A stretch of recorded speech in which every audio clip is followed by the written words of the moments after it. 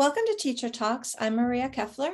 And I'm Erin Brewer, and today we're going to talk about cross-sex hormones. This is testosterone that they're giving to girls to masculinize their bodies, and estrogen that they give to boys to feminize their bodies.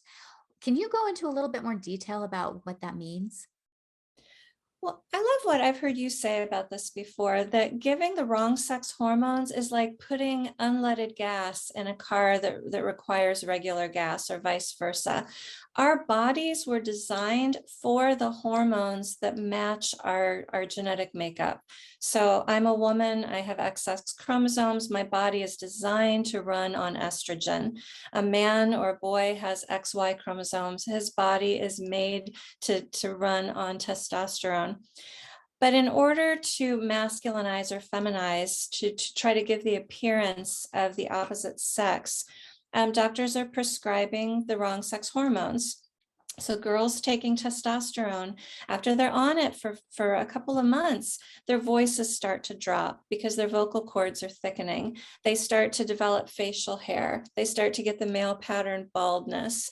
Their fat starts to redistribute. So whereas women tend to have it in our chest and sort of in our bottom and hip areas, that will go away, and girls will start to develop that more of sort of a triangle shape that men have. Boys who start taking estrogen, they start developing breasts. Their fat redistributes more like a girl's fat does. And some of these changes may go away if the person stops taking the hormones, but many of them will not, such as the changed voice for women. Once those vocal cords thicken up, you can't thin them down again. The voice stays. So when doctors or therapists say, oh, you can stop taking the hormones and you'll go back to normal, that's not entirely true. And the other thing that I think is really important is that if puberty blockers are paired with cross-sex hormones, they result in sterility. And Mm. so most people would agree that we shouldn't sterilize children.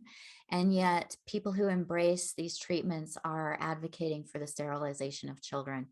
Children really are not young and are not capable of making such significant decisions, which is why most surgeons won't tie the tubes or provide a vasectomy of someone until they're in their mid 20s, because we recognize that people's minds change and that children's brains aren't fully developed.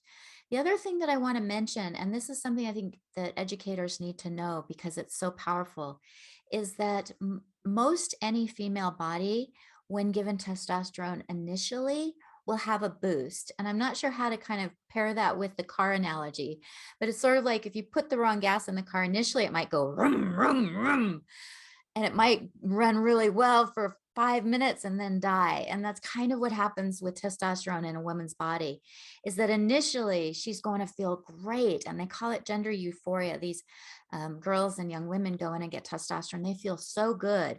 Their libido goes really high. So these are often girls who don't have an experience with sexuality suddenly having a really strong libido, and that makes them feel really good. They feel powerful and strong.